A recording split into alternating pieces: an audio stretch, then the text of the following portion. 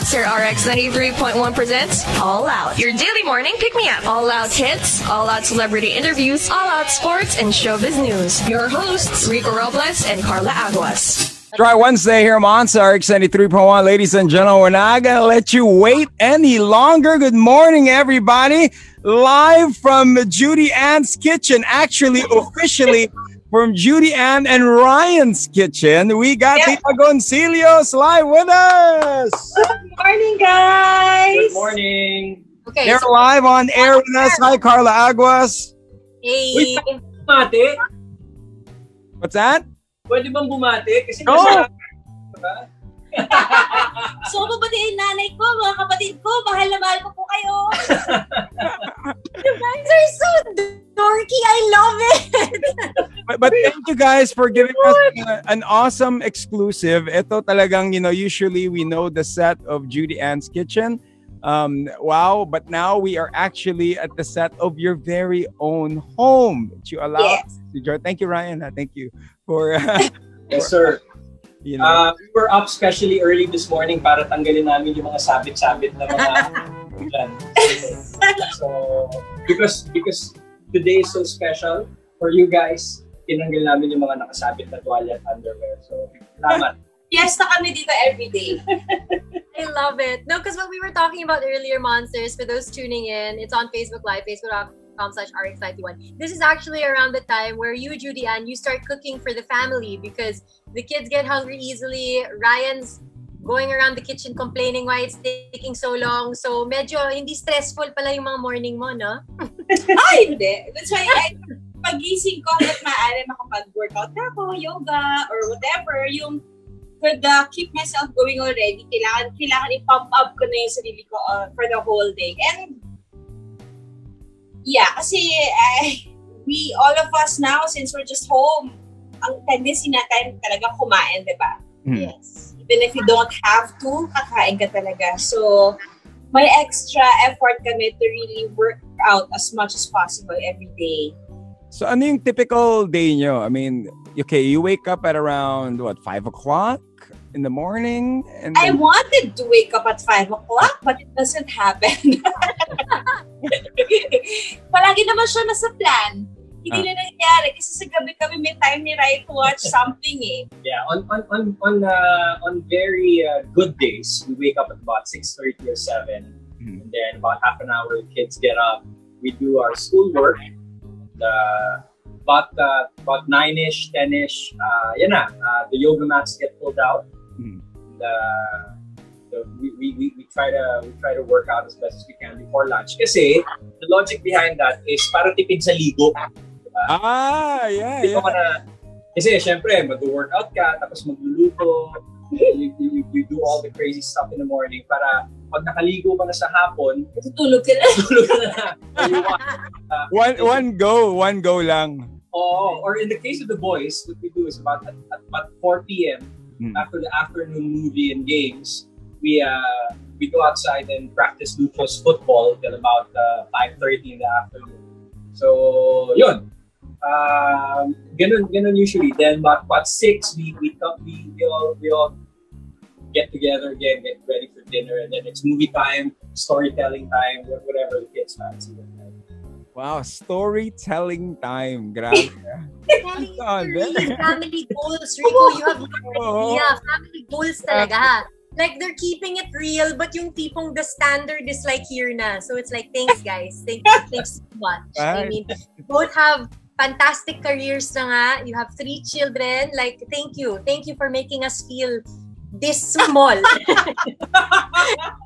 No, but I mean, okay, like, obviously you guys do have a busy schedule. The kids though, how are they holding up with this whole thing? Because especially for the younger ones, I mean, I love Luna.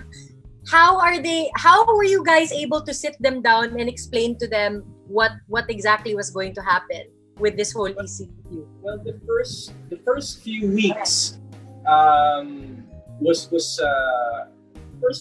was kind of complicated. Kids were asking a lot of questions about what was going on, and we were trying. The best way to explain it to them is to explain it slowly. You know, every question has to be addressed. with as little information overload as possible. You know, you try to express it to them slowly, and then finally, when we gave up, we made them watch I Am Legend. And then, I knew there was gonna be like a zombie reference there somewhere. Na parang we're kidding.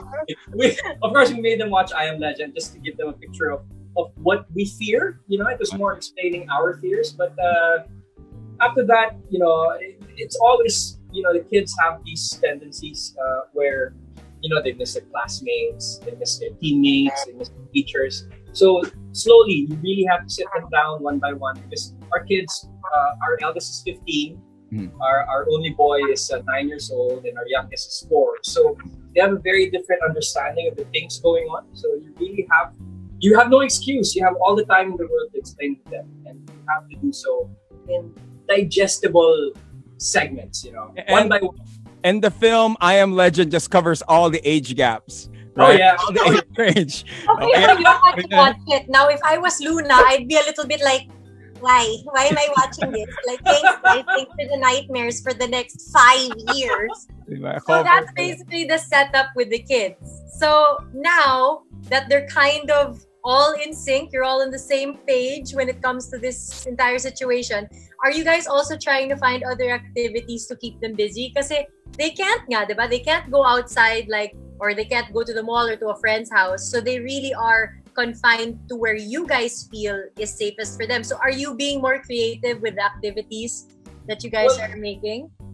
Well, yeah, kasi you have to keep up with their ideas or kung ano yung trip nila, kailangan mong sakyan. Kasi if like Johan, ang trip niya ngayon is BTS, sinusubukan namin intindihin ng K-pop. Yeah. One of our favorite activities. One of our favorite activities with Johan is, for example, over lunch, he's gonna just to get the conversation going. I'm gonna have her go on Spotify and then play BTS songs, and then when she does that, if there's a beat recognizable or hook recognizable, I try to relate that to the music we grew up listening to. Like, hey, you know, that beat came from a 90s movement, you know, when they had less synthesizers, less, you know, things like that. So we try to relate.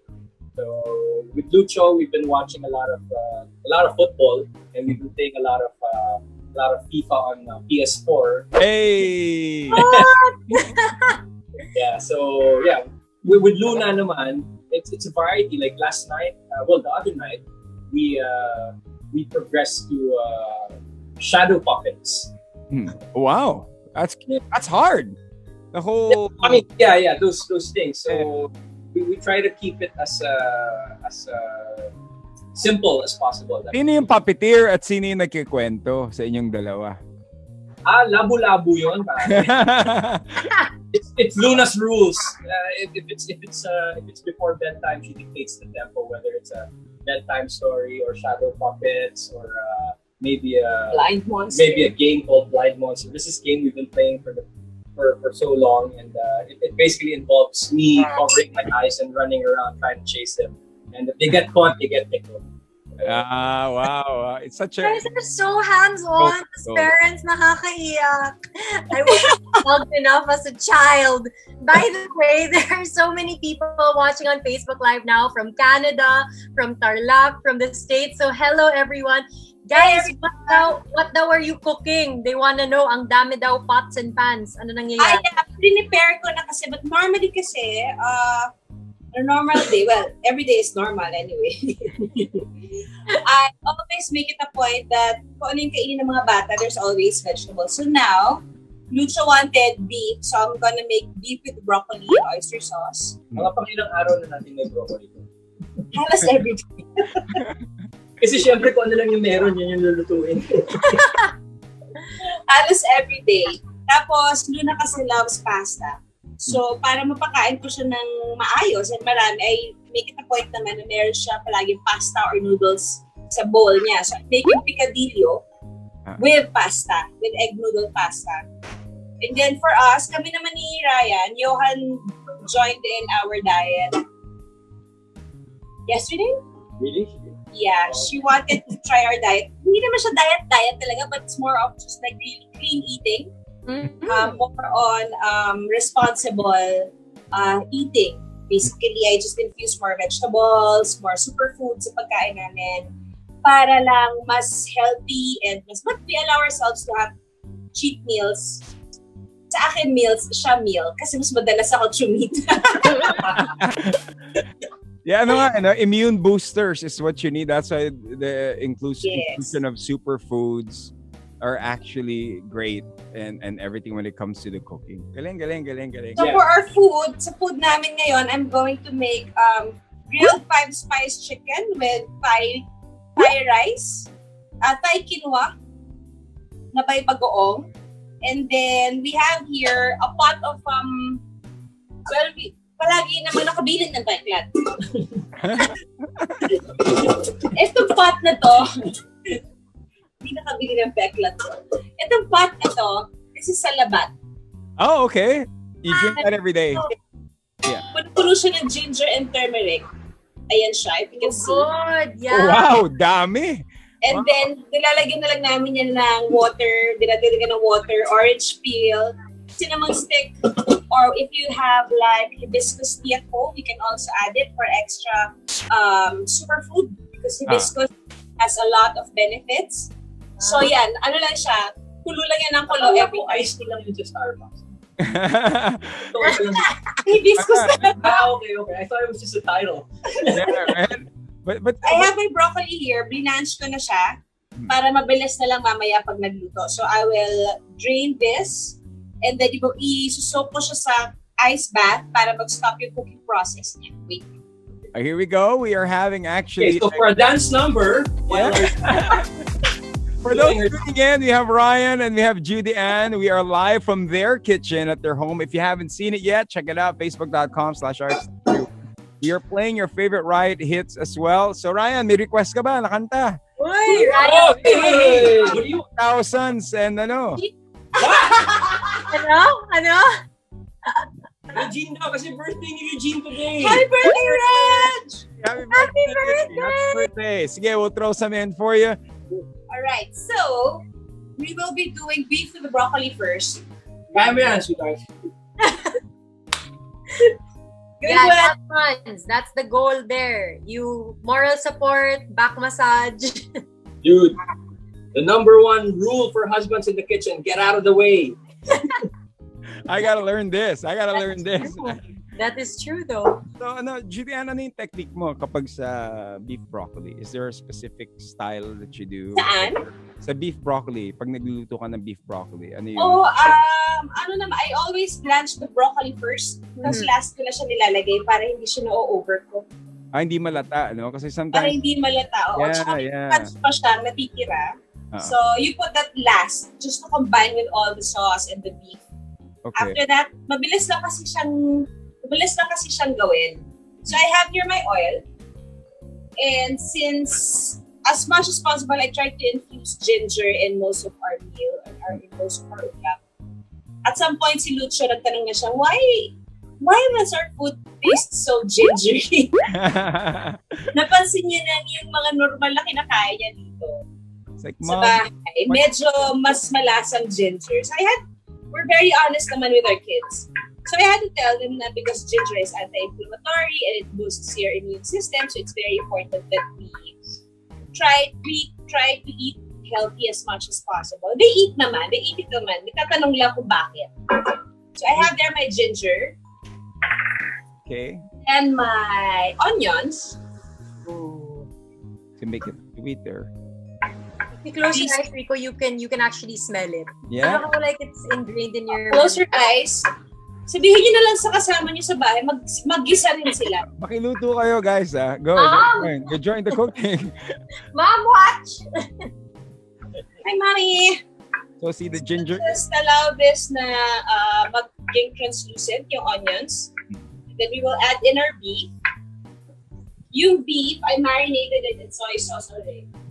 Wow. Anong klaseng soy sauce? Like, gano'ng karaming soy sauce? How much?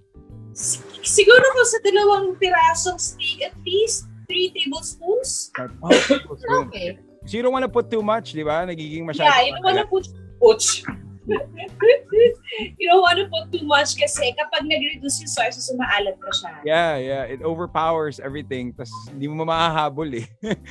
There's a comment on Facebook Live from 30 Lopez. Ryan, nagluluto ka daw din? Yeah, nagluluto yan. What's your specialty? When we were just dating, Judy Ann was heavily into her culinary class. At that time, because I took culinary classes too, but that was only so she could order me around the kitchen without dying, right? So I would cook her. One of her favorite things to eat at that time was seared peppered tuna. It's very easy to make. Yeah. Like now, diba, merong mga delivery ng seafood. You could order those tuna cuts, the ones that make sushi. Mm-hmm. So or the ones that they make sashimi with. And what you do is you get a cylindrical a block, of tuna, and then really just get a bunch of pepper, and then coat the sides, and then get your non-stick pans really hot. And then what you do, you just have to be brave with this. You get it by your hands, and then sear it really quick. So it's really hot and it's seared on the sides, but then it's really pink in the middle. And then when you slice it up, sashimi style, dip it in soy sauce. Ay, analo yan. This is the wrong episode to watch at 11:15. Technique, Karla. After. Technique, di ba? Technique.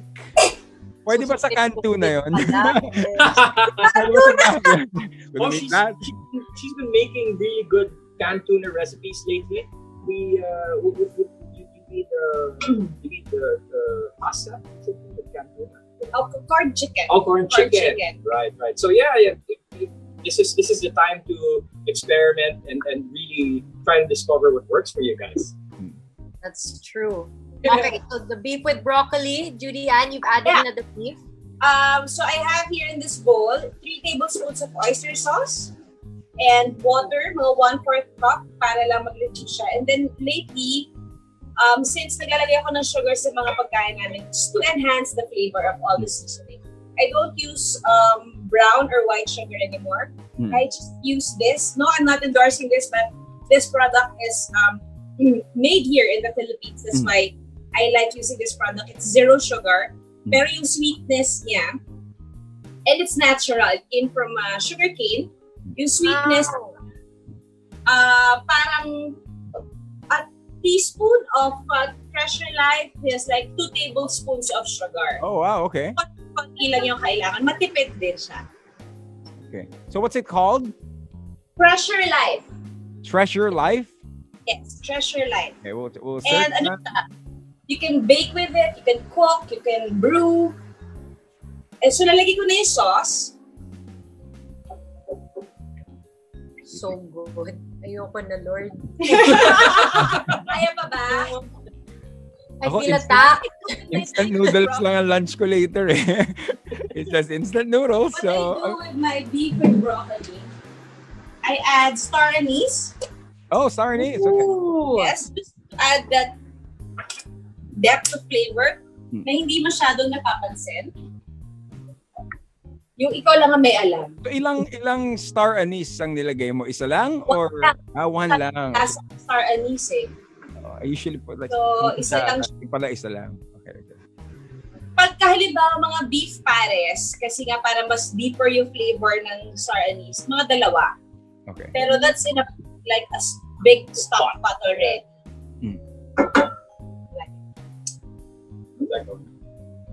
See the way she tasted it, Karla? She swiped her finger on a wooden spoon and tried it. Galing. So yeah, we'll just wait for this to simmer. And then dadagdagan natin yung broccoli. And finish na itong part na to, sesame oil na lang ang katapat niya. Mabilis na siya. Yeah! Finish na. And then I have here already our grilled chicken marinating. Iba-barbecue na to ni Ryan. Diba no? Wow! Ayan na. Ryan is the grill man. And Ryan is the man behind the grill right now. Ako yung nauutusan. Ikaw ang lalaki daw, mas patient sa grill. So, yun ang sabi nila, that's why mga grill masters, karamihan lalaki, kasi ang babae impatient. Chismis lang yun. Pagpaniwala sa mga sabi. Subukan natin, ha? Ikaw naman kasi raw yung mga lalaki, they're like sipping their beer with their friends while they're grilling, nagkakantuhan, while the wives are inside. Yeah, so yun. True. Women naman, we keep checking it like, ang tagal. Like, come on, other side na. Really here? Yeah. This is so cute. Hi! There Our beef with broccoli is almost done. Wow. Right? Grilling the 5-spice chicken. So itong 5-spice chicken is marinated already for at least 3-2 hours. So it has lemongrass, it has fish sauce, it has light soy sauce, it's garlic, sugar-free syrup or Crush Your Life, and what else? Onions.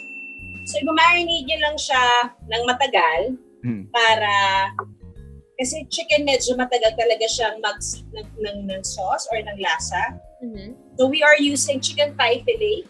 Oh, that smells good already. Yeah, the thigh fillet is juicier, right? It's juicier because it's foolproof to grill it kasi it doesn't dry out as much as the white meat of the chicken. Yeah, true. So here we have our slurry. Sabi nga ni Walk with Yan, the wada powder. What? Wow! OG! As in walk with Yan. Wow.